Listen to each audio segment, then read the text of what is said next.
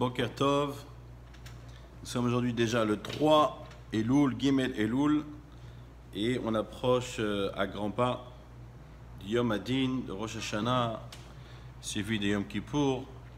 Et on sait tous que le mois de Elul, on a l'habitude de l'appeler le mois de la préparation, le mois de préparation pour Yamim Noraim, ces jours redoutables, qui nos maîtres expliquent aussi que Noraim veut dire aussi Yir'a, vient du mot Yir'a, de la crainte, qu'on est en train de travailler pour acquérir le Yirat Hashem, qui est le début du chemin pour arriver ensuite à l'Ahavat Hashem, à l'amour d'Hashem. Ne pas accomplir la volonté d'Akadosh Baruch Hu uniquement par crainte, mais aussi par amour. Alors, j'aimerais partager avec vous quelque chose que j'ai étudié dans le livre de Rav Galinsky, Zecher Tzedek Livracha, qui dit que c'est une grande erreur de penser que le mois d'Elul, c'est juste une préparation pour Rosh Hashanah et Yom Kippour. Il dit que c'est une erreur, pourquoi? Parce que le juif, il ne peut pas travailler uniquement en tant que sur préparation pour quelque chose, parce que si on vient juste faire des choses et consacrer ce mois uniquement à la préparation, alors on oublie le présent. On oublie le présent. Or, le juif, il doit travailler, le Ben Israël doit travailler de sorte à travailler sur le présent. Et chaque jour, ajouter une ma'ala, chaque jour réparer quelque chose. On doit tout d'abord, sourmera, d'abord on doit s'éloigner du mal, et ensuite, asetov. Et ensuite, on doit faire le bien. Alors bien sûr, c'est pas parce qu'on va travailler uniquement sur s'éloigner du mal qu'on va pas faire du bien. Mais on doit se concentrer essentiellement sur, déjà, évite de faire des avérotes. Des choses qu'on a l'habitude de ne pas faire attention, des avérotes qu'on a l'habitude d'enfreindre sans modération. On doit maintenant faire l'effort de faire attention, si c'est la cacheroute, si c'est le Shabbat, si c'est le Lashon Hara, si c'est de parler pendant la tfila. On a l'habitude de voir les gens qui parlent pendant la tfila et c'est une faute capitale de parler pendant la tfila. Comme nous dit le Shulchan Aruch là-bas dans le Chot Tfila, celui qui parle pendant Chazarat Hashatz, la Chazarat de la répétition de la Hamida, Gadol Avono Mineso, nous dit le Shulchan Aruch, Rabbi Yosef Karo, cette faute est trop lourde à porter. Et nous, on vient, on parle comme ça, comme si que de rien n'était. Donc il faut déjà prendre conscience des mauvaises choses qu'on a l'habitude de faire et de s'en éloigner. Et une fois qu'on aura déjà fait notre plan, et le mois de Elul, on voit nos maîtres, comment ils travaillaient, ils avaient un calepin, et ils notaient les choses. Ils notaient les choses qu'ils voulaient considérer réparer durant cette période-là.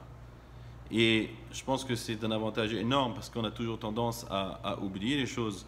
Mais si on prenait chacun une feuille et un papier et on essayait de penser aux choses qu'on a l'habitude de ne pas faire attention, ça nous donnera quelque part une guidance et un programme pour pouvoir arriver à nos fins et à réparer ces choses-là. Et si Dieu veut, après, se concentrer sur ajouter des mitzvot qu'on n'a pas l'habitude de faire.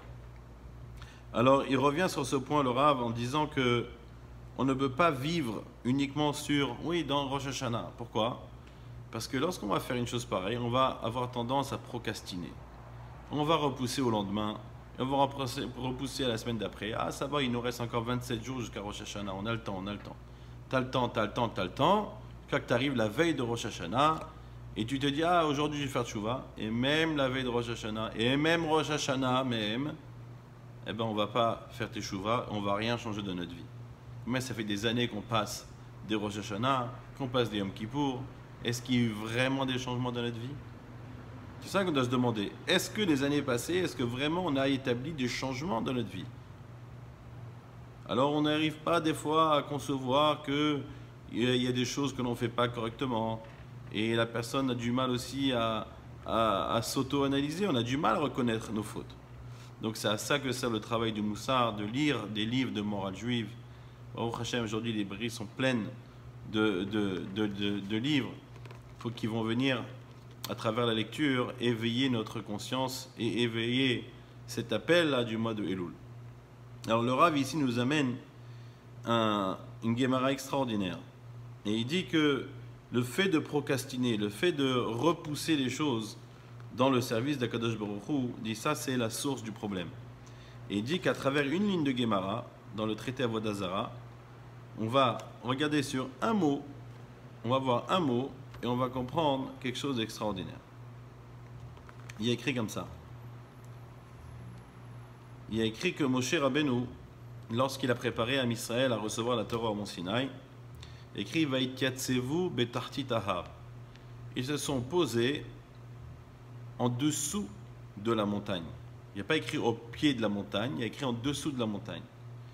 Et nos maîtres nous expliquent et nous disent Melamed shekafa kadosh baruch hu alehem et ahar kegigit. De là on apprend que Hachem a pris la montagne, cette montagne sur laquelle il y a écrit ils étaient au pied mais ils étaient en dessous. C'est que Baruch Hu, il a pris la montagne et il l'a posée sur le peuple d'Israël comme une marmite. Et il leur a dit la chose suivante. Torah mutab. Si vous acceptez ma Torah, les préceptes de la Torah, c'est bien. Ve'imlo, par contre, si Am Israël refuse de recevoir la Torah, Sham tehe gvoratrem. Là-bas sera votre tombe. Et le Rav, il demande une question qui est pertinente. Et je me demande comment on ne s'est pas posé cette question avant. C'est pourquoi la Gemara nous dit, Hachem a dit, si vous n'acceptez pas la Torah, là-bas, Sham Teikvoratrem. Pourquoi dire là-bas? C'est ici, c'est là qu'il faut dire pour Teikvoratrem, ici. Et il dit le Rav qu'il y a un endroit, il y a un cimetière entier, il y a une tombe qui s'appelle Sham, qui s'appelle là-bas. Et c'est quoi cette tombe-là? C'est quand quelqu'un il dit là-bas, il y a quelque chose qui ne va pas dans sa vie, il commence au primaire. On commence au primaire, il n'est pas studieux à l'école, il n'est pas sérieux, c'est un cancre, il fait que des bêtises. Il dit bon, c'est pas grave, quand j'arriverai en 6e, quand je serai au collège, là-bas je mettrai le paquet et je me rectifierai, je serai un bon élève et je réussirai. Bon, les années passent, il arrive enfin au collège, il dit non, quand je serai au lycée, là je mettrai le paquet. Une fois qu'il est au lycée, il dit non, quand j'irai à la fac, là je mettrai le paquet, s'il y arrive à la fac. Et après, quand il est à la fac, il dit ah, quand je me marierai, les choses changeront. Quand je me marierai, là, ce truc. Il se marie, rien ne change. Il dit non, quand je serai un papa, là les choses changeront. Il est papa, rien ne change. Il dit ah, mais quand je serai grand-père, là je changerai. Il dit quand il est grand-père, il dit non, quand ma femme mourra, là je changerai. Il arrive à 120 ans, rien ne s'est passé. Pourquoi?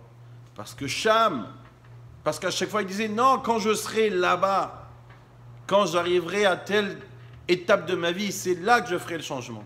Il dit ça, c'est ça l'enterrement de la personne. C'est ça l'enterrement de la progression de la personne, de la réparation des erreurs dans sa vie.